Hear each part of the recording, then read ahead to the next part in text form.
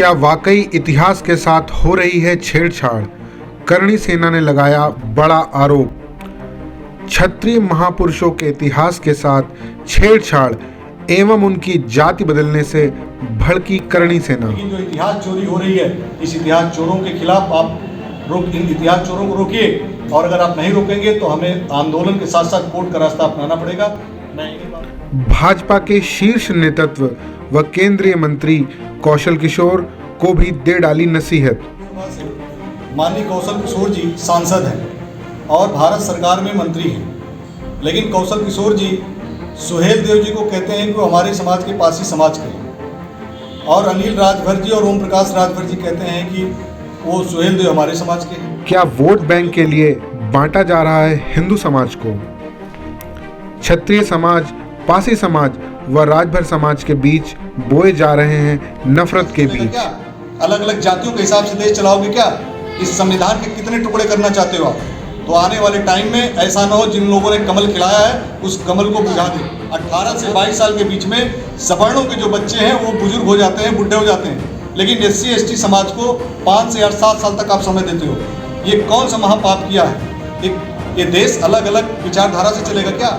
लेकिन बिना जांच के अगर आप एट्रोसिटी एक्ट का मुकदमा इसी तरह करवाते रहे तो आने वाले टाइम में जो ग्राम समाज से लेकर के ग्राम समाज के जो लोग होते हैं वो देश की एक कड़ी हैं, वो एक दूसरे को पूरे देश को जोड़ते हैं, उनके बीच में नफरत पैदा कर रहे हो। आने वाले टाइम में जो नफरत फैला रहे हो, इस नफरत से कोई अपने ऑफिस में, कोई अपने फैक्ट्री में, कोई अपने कहीं पर भी किसी को नौकरी नहीं देगा, कोई किसी के साथ नहीं रहेगा कि हो सकता है कि मुझे एट्रोसिटी एक्ट का मुकदमा लगा दे और मुझे जेल जाना है। SC समाज का आयोग है, ST समाज का आयोग है, OBC समाज का आयोग है। ये सवर्ण समाज का भी आयोग का गठन होना चाहिए। ये सवर्ण समाज के साथ जो अत्याचार होता है, ये सवर्ण समाज के लोग जाएंगे कहाँ पे? ये कहाँ पे जाकर के अपनी बात रखेंगे? इसलिए मैं कहना चाहता हूँ कि सवर्ण समाज आयोग का भी गठन होना चाहिए, और सवर्ण समाज का आयोग का गठन महाराणा प्रताप के नाम पे होना चाहिए, जिन्होंने देश और राष्ट्र के लिए अपना बलिदान दिया। उनके दो निवेदन हाथ जोड़ के ही है अपने देश के राजनेताओं से कि हमारे समाज में नफरत का जो जहर घोल रहे हो, इसको घोलना बंद कर दो। अगर इन बातों को हमारी नहीं सुनोगे तो करणी सेना उत्तर प्रदेश के अंदर उग्र आंदोलन करने के लिए बात होगी। एक नैरेटिव इस देश के अंदर सेट किया गया है कि राजपूत 2% है, 3% है, 4% है। एक नैरेटिव सेट किया गया सारे नेशनल चैनल के माध्यम से, और एक नैरेटिव सेट करके ग्राम समाज से लेकर के शहरों में एक दबाव बनाने की कोशिश की, तो मुट्ठी भर है, मुट्ठी भर है, मुट्ठी भर है। लेकिन मैं आपको बताना चाहता हूँ कि राजपूत समाज इस देश के अंदर 14% से भी ज़्यादा है। मैं कहना चाहता हूँ कि अगर कोई भी चैनल अगर बिना तथ्य के, बिना जांच पड़ताल के, बिना गणना के अगर इस तरह का अफवाह उड़ाएगा, नैरेटिव हमारे खिलाफ सेट करने की कोशिश करेगा, जो कुछ मुट्ठी भर चैनल हैं और जो राजनीतिक पार्टियां हैं, राजनीतिक लोग हैं, उनके खिलाफ करणी सेना मुकदमा करेगी, उनके खिलाफ आंदोलन करेगी। इसलिए बिना तथ्यों को जाने राजपूत समाज को 4% बता करके एक नैरेटिव सेट करने की कोशिश ना की जाए। जय भवानी, जय श्री राम।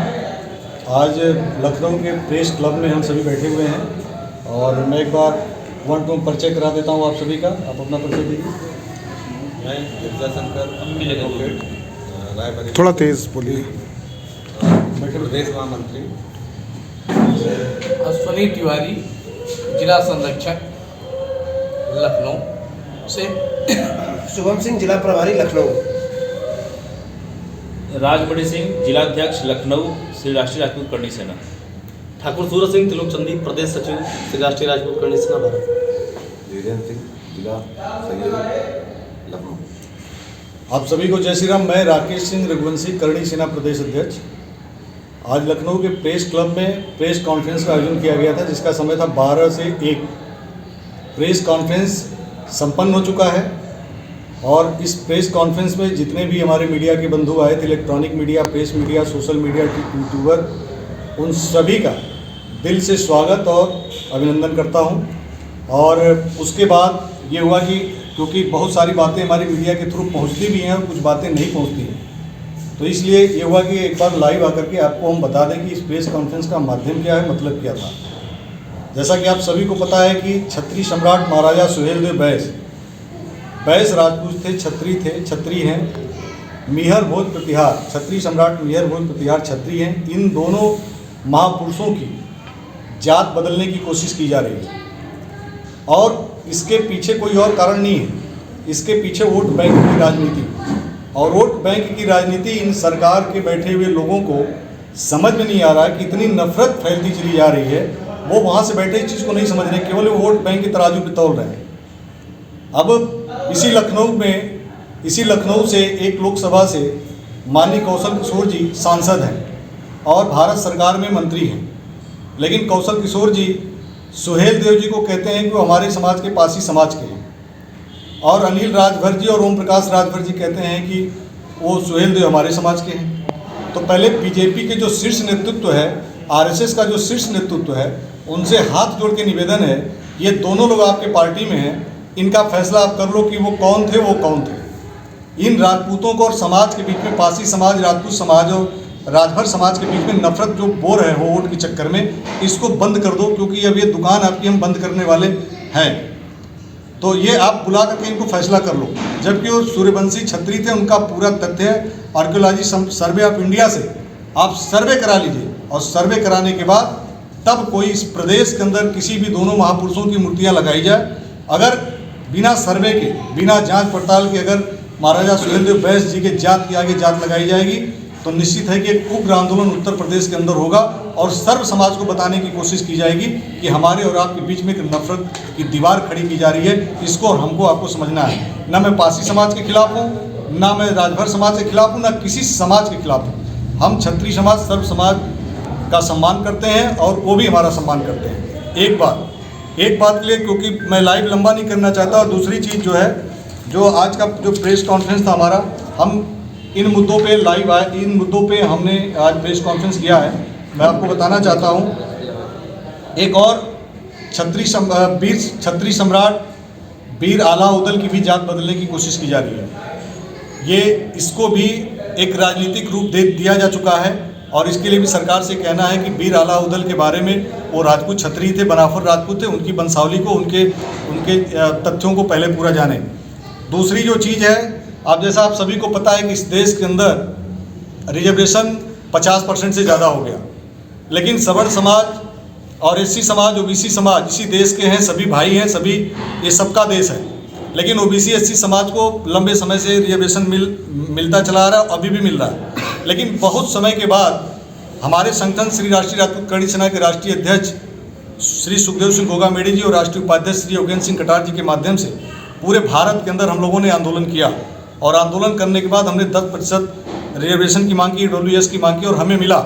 और जब हमें 10% आरक्षण मिला, उसमें इतने सारे कंडीशन लगा दिए गए कि अगर एक सवर्ण को अगर 10% आरक्षण लेना है तो उसके साथ कंडीशन ये है कि 8 लाख से नीचे का उनका, 8 लाख से ऊपर का उनका इनकम नहीं होना चाहिए, उनके साथ उनका 900 स्क्वायर फीट से ऊपर का मकान नहीं होना चाहिए, उनके परिवार में इतनी ज़मीन नहीं होनी चाहिए। ये कई तरह के कंडीशंस लगा दिए गए हैं, और साथ ही साथ उसमें जो भी 2 साल कोरोना ने खा लिया, उसमें हमको आयु की छूट भी नहीं है। लेकिन एससी समाज को, ओबीसी समाज को, एसटी समाज को, इन समाज को 3 से 5 साल तक की छूट दी जा रही है। तो मैं कह रहा हूँ कि 5 साल की जगह ओबीसी, एससी, एसटी समाज को आप 25 साल दे दो, मुझे कोई आपत्ति नहीं है। लेकिन ये जो सवर्ण समाज में पैदा हुए लोग हैं, ये बच्चे हैं जिनका 2 साल कोरोना खा गया, इन्होंने कौन सा महापाप किया जिनको आप EWS में छूट नहीं दे रहे हो? इन्होंने कौन सा पाप किया है? तो सरकार से मैं मांग करना चाहता हूँ, दिल्ली की जो सरकार बैठी हुई है, राजनीति के चक्कर में समाज के बीच में इतनी नफरत मत पैदा कर दो, इतनी दूरियां मत पैदा कर दो। संविधान के सबसे अछूत जात सवर्णों को जो बना करके चल रहे हो, ऐसा मत कर दो कि इस देश के अंदर एक अलग ही माहौल बन जाए। तो सवर्ण समाज किसी समाज के खिलाफ नहीं है, लेकिन सवर्ण समाज का जो अधिकार है उनके साथ उनका अधिकार दो, उनके साथ अत्याचार मत करो। तीसरी जो बात है, यूपीएससी की तैयारी कर रहे दिल्ली में यूपीएससी की तैयारी कर रहे जो बच्चे, जो 2 साल कोरोना में ख़त्म हो गया, वो आंदोलन कर रहे थे, वहाँ पे अपनी बात रख रहे थे, अपनी मांगे रख रहे थे दिल्ली के अंदर। उसमें कुछ ऐसे भी बच्चे हैं जो तैयारी करके कुछ जॉब में भी हैं, क्लास 2 में है, क्लास B क्लास में है, वो भी आकर के उनको लगा कि मेरे अंदर प्रतिभा और मुझे यूपीएससी की तैयारी करनी चाहिए। वो अपनी यूपीएससी की तैयारी कर रहे हैं। यूपीएससी की तैयारी करते जब सरकार के पास गए, उन्होंने अपनी बात रखी, लगातार आंदोलन किए। जब बात में तो दिल्ली में बैठे हुए हैं, लेकिन दिल्ली में जिस तरीके से जो IAS PCS की तैयारी कर रहा है, इस देश की रक्षा के लिए, देश की सुरक्षा के लिए, इस देश के मान सम्मान स्वाभिमान के लिए शिक्षा के माध्यम से आगे बढ़ना चाहता है, उनको पुलिस वाले जूते से पीट रहे हैं, उनको घसीट करके ले जा रहे हैं। ये देश का सबसे बड़ा दुर्भाग्य है। तो मैं कहना चाहता हूं कि ये जो आंदोलन वहाँ पे चल रहा दिल्ली में, ये उत्तर प्रदेश ही नहीं पूरे भारत के अंदर एक उग्र आंदोलन की तैयारी लगभग हो चुकी है। तो उनको भी 2 साल, कम से कम उनका जो 2 साल कोरोना में बर्बाद हुआ है उनको दो। आप SC को दे रहे हो, BC को दे रहे हो, मुझे कोई दिक्कत नहीं है, उनको 2 साल से 20 साल दो। लेकिन ये जो सवर्ण समाज के बच्चे हैं, इनको अगर आप 2 साल नहीं दे सकते, 5 साल नहीं दे सकते तो 2 साल दो। इसी तरीके से पुलिस की भर्ती हो नॉर्मल, 18 से 22 साल आयु है सवर्णों की बच्चों की, 18 से 22 साल में पुलिस की भर्ती में जाते हैं वो। लेकिन 18 से 22 साल जब ओवर क्रॉस हो जाता है तो वो बुढ़े हो जाते हैं। ये BJP के, RSS के और जो इस देश के संविधान चलाने वाले जो नेता हैं, 18 से 22 साल के बीच में सवर्णों के जो बच्चे हैं वो बुजुर्ग हो जाते हैं, बुढ़े हो जाते हैं। लेकिन SC ST समाज को 5 से 7 साल तक आप समय देते हो। ये कौन सा महापाप किया है? ये देश अलग अलग विचारधारा से चलेगा क्या? अलग अलग जातियों के हिसाब से देश चलाओगे क्या? इस संविधान के कितने टुकड़े करना चाहते हो आप? तो आने वाले टाइम में ऐसा ना हो जिन लोगों ने कमल खिलाया है उस कमल को बुझा दें। तो सरकार से ये कहना चाहते हैं कि हमारा जो अधिकार है उस अधिकार के साथ अत्याचार मत करो। और एक और इम्पॉर्टेंट बात मैं आपके सामने करना चाहता हूँ कि एट्रोसिटी एक्ट में उत्तर प्रदेश के अंदर आए दिन, ये पूरे भारत का कहानी है, उत्तर प्रदेश के अंदर आए दिन मुकदमा लगाया जा रहा है। और मुकदमा कौन लगा रहा है? राजनीतिक पार्टियों के लोग। अगर किसी राजनीतिक पार्टी के अगर आप खिलाफ हैं या उनकी कोई बात नहीं मानी, ग्राम प्रधान की दुश्मनी, चले जाओ और एट्रोसिटी एक्ट का मुकदमा लगवा दो और अगले को 3.5 लाख रुपया मिल जा रहा है। इसका दुरुपयोग हो रहा है। मैं ये कहना चाहता हूँ कि जो एट्रोसिटी एक्ट का मुकदमा ये लगवा रहे हो आप, पहले उसकी जाँच करो, अगर वो दोषी है उसके खिलाफ मुकदमा करो और उसके बाद आगे कोर्ट अपनी कार्रवाई करेगी। लेकिन बिना जांच के अगर आप एट्रोसिटी एक्ट का मुकदमा इसी तरह करवाते रहे तो आने वाले टाइम में जो ग्राम समाज से लेकर के, ग्राम समाज के जो लोग होते हैं वो देश की एक कड़ी हैं, वो एक दूसरे को, पूरे देश को जोड़ते हैं, उनके बीच में नफरत पैदा कर रहे हो। आने वाले टाइम में जो नफरत फैला रहे हो, इस नफरत से कोई अपने ऑफिस में, कोई अपने फैक्ट्री में, कोई अपने कहीं पर भी किसी को नौकरी नहीं देगा, कोई किसी के साथ नहीं रहेगा कि हो सकता है कि मुझे एट्रोसिटी एक्ट का मुकदमा लगा दे और मुझे जेल जाना पड़े। ये नफरत की दीवार जो खड़ी कर रहे हो इसको बंद कर दो। ये नफरत की दीवार, इस पहले जांच करो। और दूसरी बात की जो एक और बात मैं कहना चाहता हूँ कि एट्रोसिटी SC समाज का आयोग है, ST समाज का आयोग है, OBC समाज का आयोग है, ये सवर्ण समाज का भी आयोग का गठन होना चाहिए। ये सवर्ण समाज के साथ जो अत्याचार होता है, ये सवर्ण समाज के लोग जाएंगे कहाँ पे? ये कहाँ पे जाकर के अपनी बात रखेंगे? इसलिए मैं कहना चाहता हूँ कि सवर्ण समाज आयोग का भी गठन होना चाहिए। और सवर्ण समाज का आयोग का गठन महाराणा प्रताप के नाम पे होना चाहिए, जिन्होंने देश और राष्ट्र के लिए अपना बलिदान दिया। उनके नाम पर सवर्ण समाज आयोग का गठन महाराणा प्रताप के नाम पे होना चाहिए। ये भी करणी सेना की मांग है। और दूसरी बात मैं कहना चाहता हूँ कि आर्थिक आधार पर जो रिजर्वेशन है, रिजर्वेशन मैं कहना चाहता हूँ कि जो SC समाज, OBC समाज, इस देश में जो सबसे गरीब तबका है, जो दबा कुचला है, सबसे पहले उसकी लिस्ट तैयार करो और लिस्ट तैयार करके उनको जाओ, उनको आप पहले आरक्षण दो, उनका घर बनवाओ, नौकरी की ज़रूरत है नौकरी दो, उनके पास ज़मीन नहीं, भूखंड देना चाहते हो दो, कभी सवर्ण समाज आपका विरोध नहीं करेगा। लेकिन जो सवर्णों के बच्चे गरीब हैं, जो सवर्णों के पास घर नहीं है, उनके बारे में कौन सोचेगा? हमारे समाज के कोई नेता आवाज़ नहीं उठाता सदन के अंदर। हमारे समाज का नेता हमारे समाज के नाम पर टिकट लेता है, चुनाव लड़ता है और विधायक मंत्री बन जाता है, लेकिन जब बात अपने समाज की आती है तो उस सदन में हमारी बात की आवाज़ नहीं उठाता। लेकिन आने वाले टाइम में श्री राष्ट्रीय राजपूत करणी सेना 2024 और 2027 में भी इसके पहले एक बड़ा आंदोलन पूरे भारत के अंदर करेगी और बताने का काम करेगी कि जो नेता हमारे समाज की बात अपने सदन में नहीं उठा सकता, उसके खिलाफ हम आवाज़ उठाएंगे और अपने सवर्ण समाज के लोगों से कहेंगे कि ऐसे लोगों का बहिष्कार करना हो। और जो हमारे समाज का नेता, सवर्ण समाज का नेता अगर हमारी बात सदन के सामने रखता है, सब समाज की बात करता है, हम उनको आगे बढ़ाने का काम करेंगे। इन्हीं सारे मुद्दों के साथ आज हम लोग यहाँ पे इकट्ठे हुए हैं। और एक और बात कहना चाहता हूँ, एक नैरेटिव इस देश के अंदर सेट किया गया है कि राजपूत 2% है, 3% है, 4% है। एक नैरेटिव सेट किया गया सारे नेशनल चैनल के माध्यम से, और एक नैरेटिव सेट करके ग्राम समाज से लेकर के शहरों में एक दबाव बनाने की कोशिश की, तो मुट्ठी भर है, मुट्ठी भर है, मुट्ठी भर है। लेकिन मैं आपको बताना चाहता हूँ कि राजपूत समाज इस देश के अंदर 14% से भी ज़्यादा है। मैं कहना चाहता हूँ कि अगर कोई भी चैनल अगर बिना तथ्य के, बिना जांच पड़ताल के, बिना गणना के अगर इस तरह का अफवाह उड़ाएगा, नैरेटिव हमारे खिलाफ सेट करने की कोशिश करेगा, जो कुछ मुट्ठी भर चैनल हैं और जो राजनीतिक पार्टियां हैं, राजनीतिक लोग हैं, उनके खिलाफ करणी सेना मुकदमा करेगी, उनके खिलाफ आंदोलन करेगी। इसलिए बिना तथ्यों को जाने राजपूत समाज को 4% बता करके एक नेरेटिव सेट करने की कोशिश ना की जाए। ये हमारी इन मांगों के साथ आज हमने श्री राष्ट्रीय राजपूत करणी सेना अपने जिला के पदाधिकारियों के साथ, प्रदेश के पदाधिकारियों के साथ आज हमने बैठक रखी और लाइव के माध्यम से मैं बताने के लिए आपको आया हूँ, क्योंकि ये सारे मीडिया के भाई थे, वो भी आपके पास वीडियो आ जाएगा। हमने यहाँ पे प्रेस कॉन्फ्रेंस किया है, सभी को हमने बाइट दी है, हमने कॉन्फ्रेंस किया है। फिर लाइव आने का मतलब यह है कि कुछ बातें आप तक पहुँचेंगी और कुछ बातें आप तक नहीं पहुँचेंगी। तो जितने भी हमारे भाई इसमें जुड़े हुए हैं, मैं उन सभी का धन्यवाद करना चाहता हूँ। और एक चीज़ बताना चाहता हूँ कि ये जो महाराजा, आखिरी बात कहना चाहता हूँ, जो महाराजा सुहेलदेव बैस RSS की शाखा में एक किताब छपती है, RSS की शाखा में किताब छपती है। इस RSS की शाखा में बिकने वाली किताब में भी महाराजा सुहेलदेव बैस को क्षत्रिय सम्राट बताया गया है। ये RSS की शाखा में छपने वाली किताब है। और आपको जैसे पता है कि चित्तौरा झील पर और एक और बात बता दूं, ये RSS और BJP की ये छापी हुई ये स्वदेश पत्रिका है, ये आप अखबार देखते होंगे। इसमें भी बाकायदा महाराजा सुहेलदेव बैस की पूरी वंशावली सब कुछ इसमें छापा गया है। सारा सब कुछ होने के बावजूद भी फिर हमारे इतिहास के साथ छेड़छाड़ क्यों हो रहा है? एक बात। दूसरी बात, अब चित्तौरा झील पर पिछले साल माननीय मुख्यमंत्री श्री योगी आदित्यनाथ जी और प्रधानमंत्री जी के द्वारा एक वहाँ पर डेवलपमेंट का काम, एक उद्घाटन हुआ था महाराजा सुहेलदेव के बैस उस चित्तौरा झील पर। उसमें वहाँ पर उनकी तरफ से जो पुस्तिका छपी थी, लिटरेचर छपा था, उसमें साफ शब्दों में लिखा हुआ है कि महाराजा भगवान राम और भगवान राम के बेटे लौ की राजधानी श्रावस्ती में थी और श्रावस्ती में वो राज करते थे। वहीं पर उन्होंने भगवान बुद्ध ने उपदेश दिया था और ये सूर्यवंशी क्षत्रिय थे। उसमें साफ साफ लिखा हुआ है और साफ साफ लिखा हुआ है कि ये सूर्यवंशी क्षत्रिय थे। और उसके बाद में जा करके कालांतर में ये फलाने बिरादरी के हो गए।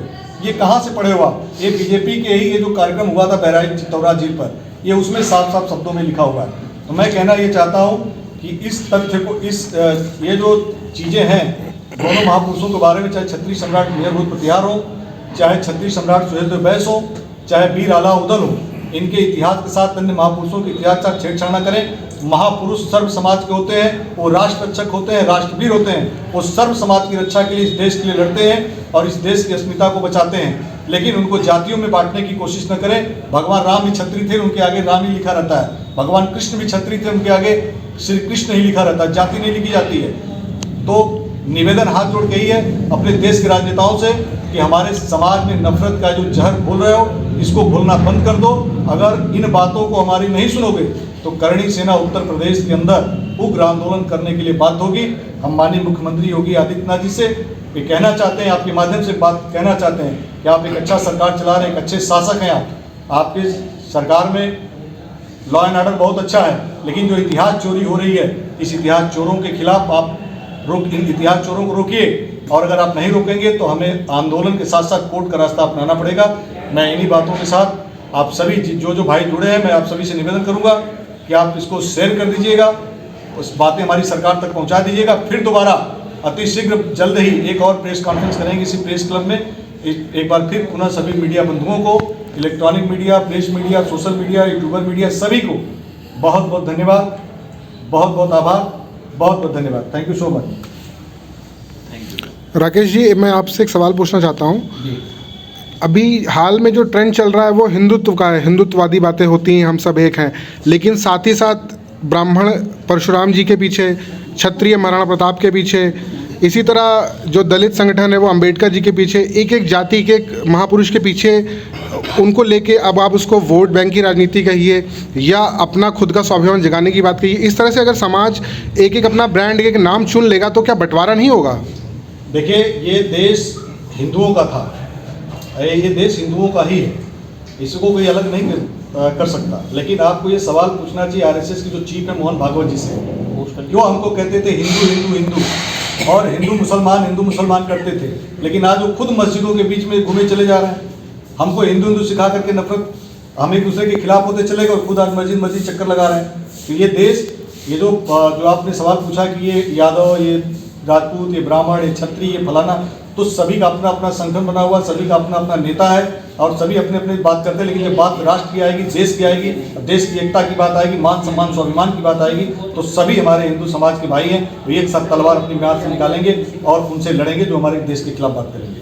तो ये एक अलग चीज़ है, क्योंकि ये राजनीति करने वालों ने ही इस चीज़ को बांट रखा है। और अभी जो मैंने बताया कि जो इतिहास की बात हो रही है, ये अब ये प्रमाण है कि आप फलाने हैं, आप फलाने जाति से आते हैं, लेकिन अगर आपकी वोट कहीं आपसे मिलता है तो आपकी जाति बता दी जाएगी, ये रेवड़ी आप ले लो, ये रेवड़ी आप ले लो, ये रेवड़ी आप ले लो। ये नफरत फैलाने वाले यही लोग हैं। और ये हिंदू तो एक है, हिंदू हमेशा एक थे और हिंदू एक रहेंगे।